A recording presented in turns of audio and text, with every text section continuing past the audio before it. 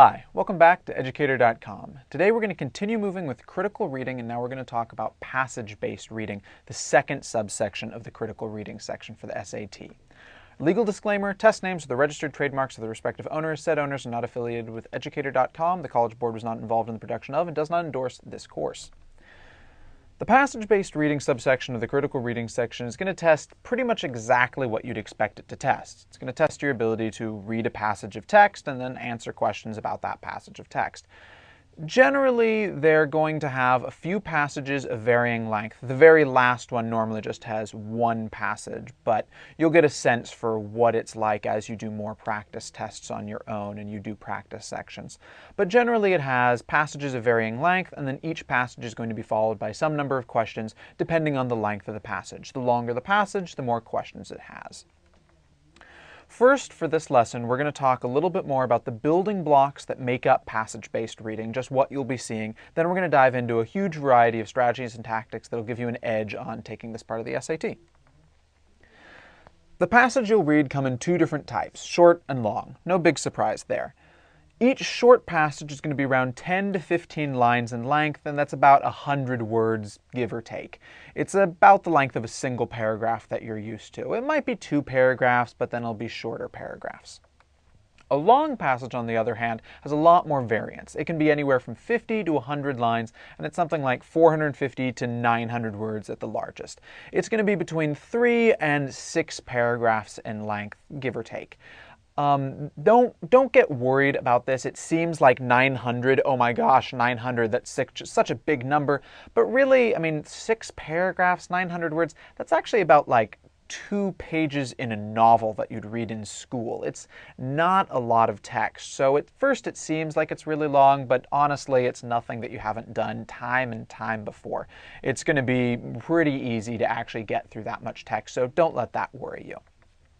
Finally, we've got a variant on the short and the long passage. It's this thing called the double passage. So what the double passage does is it takes either a pair of short passages or a pair of long passages. And whatever that pair is, it's going to be on the same subject. So they'll both be talking about, say, trouts and how trouts, go home, or I guess trouts don't do that. That's salmon. I don't know much about trouts, but you get the idea. They're going to both be talking about trouts, whether they're both two short passages talking about trout, or they're two long passages talking about trout.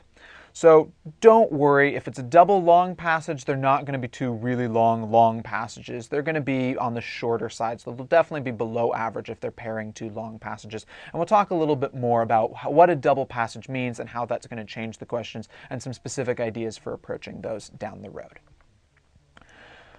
The italics. There are italics before every section. So there's always going to be the writing over here, there's going to be the passage, but at the top of it is some little piece in italics. Read that part in italics.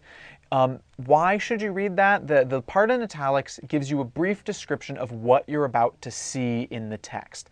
So that helps you prepare for the passage. By having some idea of what you're about to read, it's that much easier to understand what you read once you actually start reading it.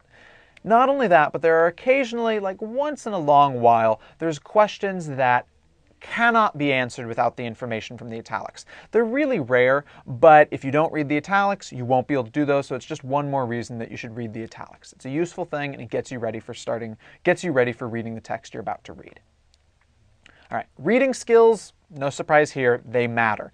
Since you're on the passage-based reading section, it's absolutely no surprise that your ability to read is going to have a reasonable impact on your ability to answer these questions, right? The easier it is for you to read, the easier it is for you to make it through the section, the more the passage is going to make sense, and the less difficult the questions will be.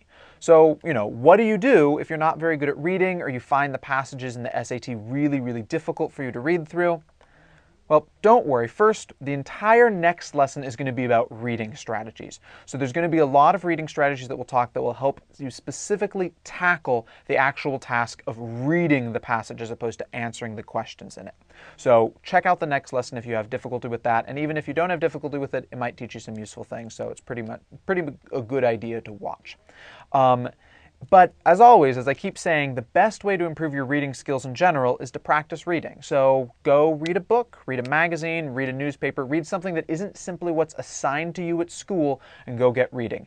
And if you find reading to be really, really difficult, like more than just the SAT, but everything you read is really, really hard, like it's hard to even follow along like the notes I've got on this page. Like if you think reading the notes I've got for this slide are hard to understand, and the only reason you can understand what's going on is because of what I'm saying, you might want to go and work on reading comprehension at an even deeper level than just preparing for the SAT. There's some more lessons on the Educator.com website that you can go check out and learn more about reading comprehension, and just really get out there and start reading things that are at your reading level so you can start improving that. Because reading comprehension is really important, and it's really important for college, so it's a skill that you definitely want to have under your belt. So if you find reading things really, really difficult, that's something you want to look into, and it's something you really want to work on in a variety of different ways.